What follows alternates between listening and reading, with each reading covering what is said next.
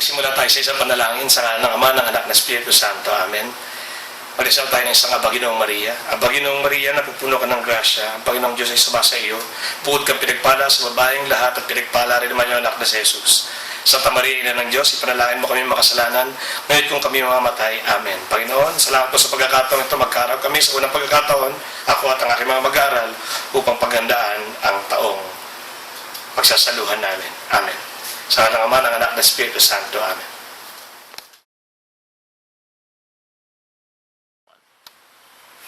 Magandang umaga sa inyo, 3A o 3M.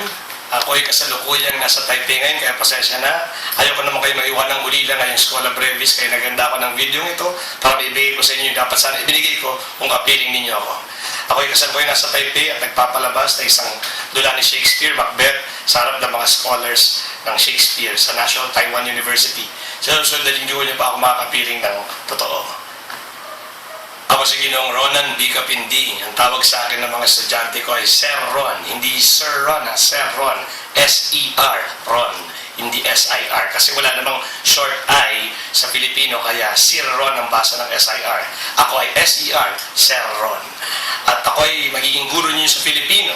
At tinuturuan ko ng Filipino sa taong ito. Aking ika-19 na pagtuturo na ito ay ang klase ng 3A at 3M. Ako rin ang coordinator ng OSA at ako rin ay patnubay ng klaseng 3M. At tulad nga ng sinabi ko, ako magtuturo sa inyo ng Filipino ngayon. Kaya pwede bang sa pagkakataong ito ilabas nila ang inyong polyeto ng Scholar Brevis natin para maging gabay habang nagsasalita ako ngayon.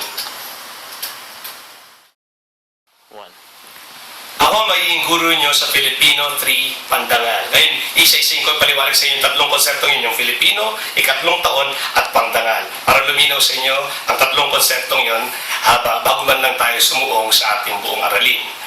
Una, Filipino. Pag sinabing Filipino, ibig sabihin niyan ay kayo mismo, kayong mga taong Filipino. Tinutukoy din yan ang ating bansa, ang ating kultura, ang ating katangiang Filipino. Pero higit sa lahat, tinutukoy nito ang ating wikang Filipino. Pag sinabing Filipino, tinutukoy din natin dyan ay ang ating asignaturang Filipino. Tulad na may asignaturang Ingles, Matematika, Tagam, may asignaturang Filipino. Madalas tinatanong ng mga magulang o ilang mag-aaral, kung bakit pa kailangan ituro ang Filipino. Wala naman daw silbihan sa buhay o sa hanap buhay kalaunan. Pero hindi ako maayon. Ang layo kong paliwanag sa mga mag-aaral ko dyan ay tulad ng paliwanag ko na makikita sa WAPI. Hindi ko alam kung nabasa nyo na.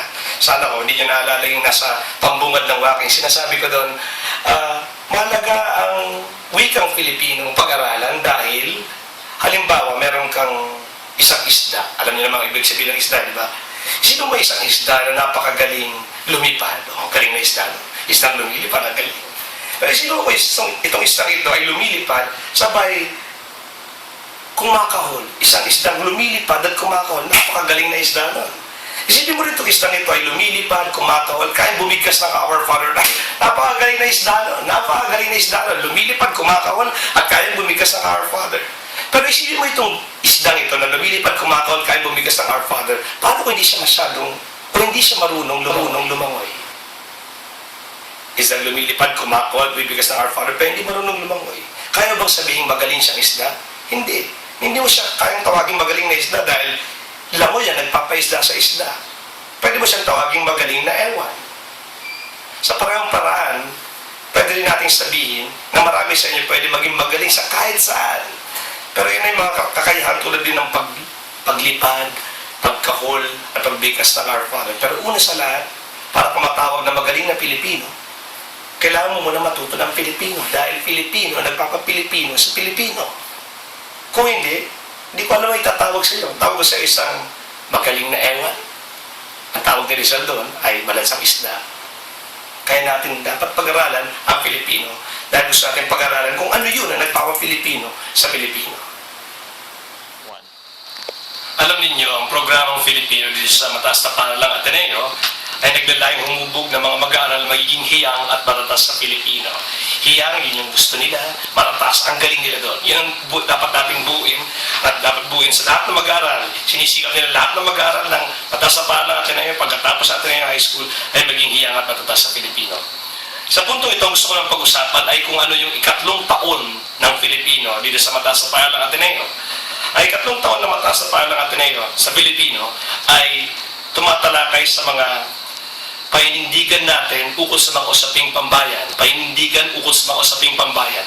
Yan yung para sa ikatlong taon. Yung unang taon, hindi nyo pa naranasan to kasi bagong programa ito. Ito ay pagkilala sa sarili.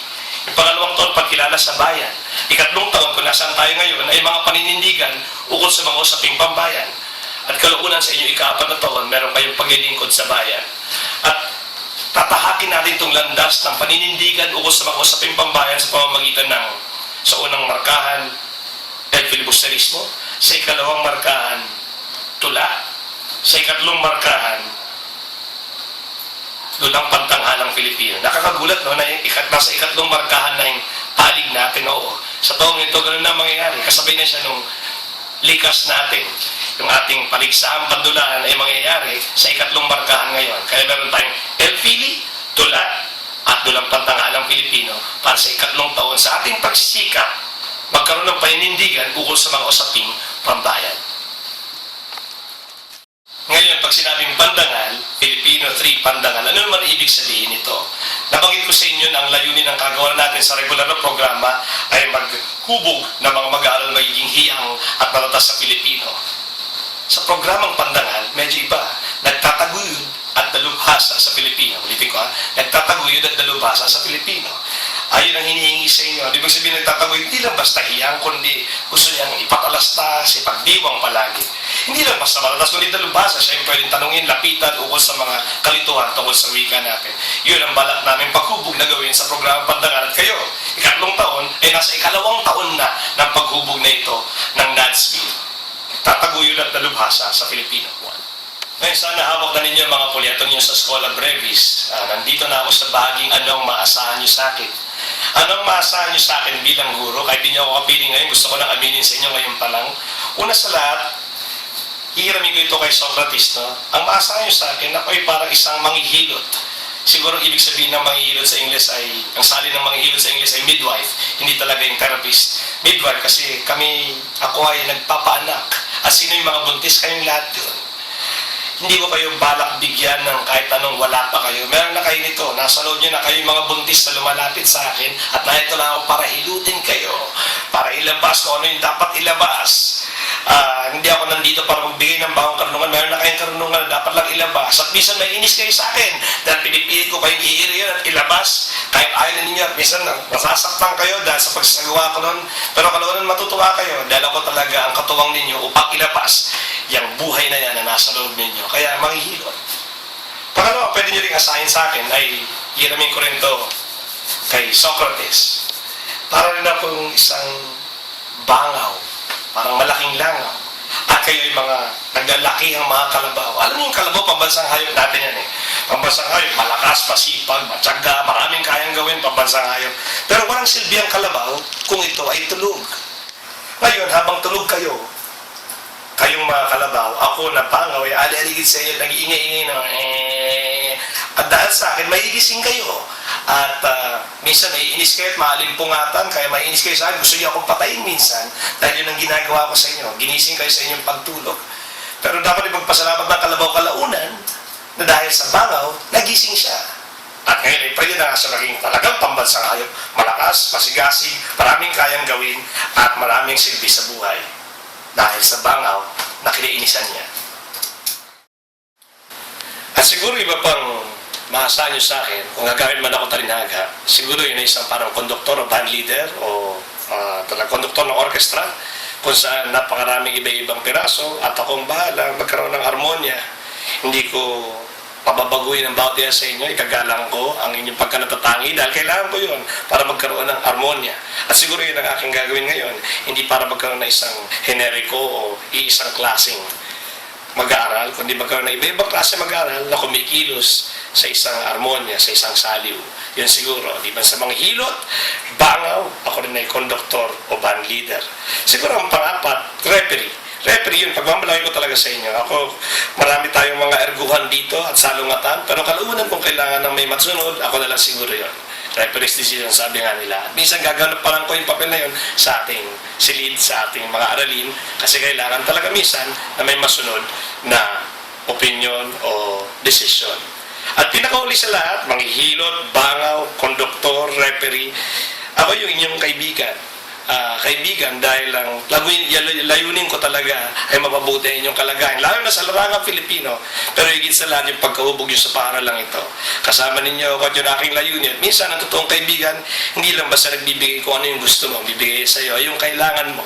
Kasi nga, ang pinakalayunin niya talaga, yung totoong pagkahubog mo, mabuting kapakanan mo, at ikaliligayan mo kalaunan kung hindi man ngayon. Pagkatapos kong ilarawan sa inyo kung anong maasahan nyo sa akin, mga hilot, bangaw, konduktor, referee at kaibigan, hayaan nyo ilarawan ko naman ngayon sa inyo kung anong aasahan ko sa inyo. May aasahan ako sa inyo sa tatlong larangan ng buhay nyo. Una, bilang mag-aaral, tapos bilang Pilipino, pagkatapos bilang tao. Hayaan nyo paliwanag ko muna kung ano ang inaasahan ko sa inyo bilang mag-aaral. Bilang mag-aaral sa loob ng silid-aralang ito, inaasahan ko na para itong hapagkainan. Para hapagkainan, bakit? Na kapag pupunta kayo rito, sana gutom kayo. Inaasahan ko na mga dumarating dito may gustong makuha sa asignaturang Pilipino. Kung hindi, sana huwag ka na lang na nandito. Kaya yun sana, parang kapag kainan may gutom kayo, kaya kayo nandito. Kung wala na nun, parang nagsasailan tayo ng oras. Pangalawa, parang kapag kainan, walang bastusan. Nagdarasal tayo, nakikinig, hinahayaan natin gampanan ng isa't isa mga papel niya, walang nakawan ng sagot, walang nakawan ng pagkain, at dapat kasali ang lahat. Anong ibig sabihin ng kasali ang lahat? Kasali ako, lalo na ako. Kapag kahit kalokohan pa yung pinag-uusapan natin basta kasali ako, mas mabuti pa yun. Kaysa kung matino ang pinag-uusapan nyo pero hindi ako kasali. Sana nasa isang hapag lamang tayo kapag nasa klase. Yun ang ibig ko sabihin na walang bastusan.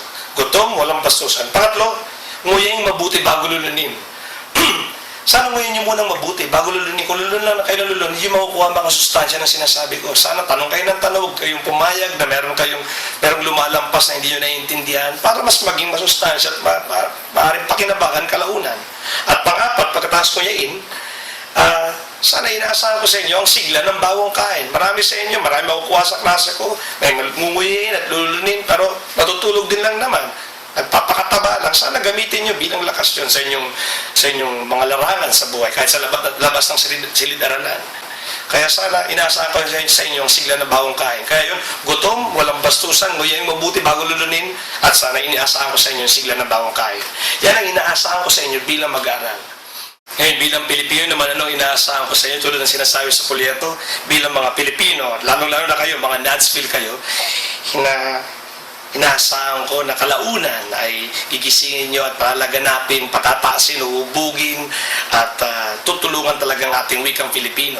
Kahit hindi kalaunan, kahit ngayon sa inyong mga mumunting paraan, na sana bilang Pilipino, anumang larangan pasukin ninyo kalaunan, negosyo man, sining man, musika man, kayo tutulong talaga sa pagtataguyod at lalo pang pagpapataas at pagbuhay ng Pilipino. Yun ang inaasahan ko sa inyo bilang Pilipino. Bilang mag-aaral, bilang Pilipino. At pinakuli, ano inaasahan ko sa inyo bilang tao? Nakalagay din niya sa polyeto ninyo. Una sana, mapusok. Sana, pagkatapos yung gawin ng mga bagay-bagay, sana parang laging wala ng bukas. Sana, pag di ka naubos, kulang. Sana mabangis. Sana yung mga manunood at makakita at sasaksi sa gagawin mo, bigkas man yun, sulat man yun, o pagsusuri man yun, sana yung makakasaksi, sasabihin niya ay TIPA, T-I-P-A. Ayaw ko sabihin dito sa video yung ibig sabihin. Tanongin nyo na lang sa mga 4A at 4M ngayon kung ano ibig sabihin ng TIPA na nandyan sa polyeto ninyo. Pero gusto ko sana mapusok kayo, mabangis kayo bilang tao, kahit hindi tungkol sa Pilipino. Mas mabuti pa sa akin ang bigay na palpak kaysa ingat na tumpak. Mas gusto ko pang bigay na palpak kaysa ingat o tentative na tumpak. Ganun sana tayo bilang tao. Bigay kaysa laging gusto maging tumpak. Magtapos din tayo sa isang maikling panalangin, isang Aba Ginoong Maria, sa ngalan ng Ama, ng Anak, ng Espiritu Santo. Amen. Sabay-sabay, Aba Ginoong Maria, napupuno ka ng grasya, ang Panginoong Diyos ay sumasa iyo. Bukod kang pinagpala sa babaeng lahat, at pinagpala rin naman yung anak na si Jesus. Santa Maria, Ina ng Diyos, panalangin mo kami makasalanan, ngayon kung kami mamamatay. Amen. Sa ngalan ng Ama, ng Anak, ng Espiritu Santo. Amen. Huwag kalimutan yung takdang aralin. Paalam at salamat. Klase ko.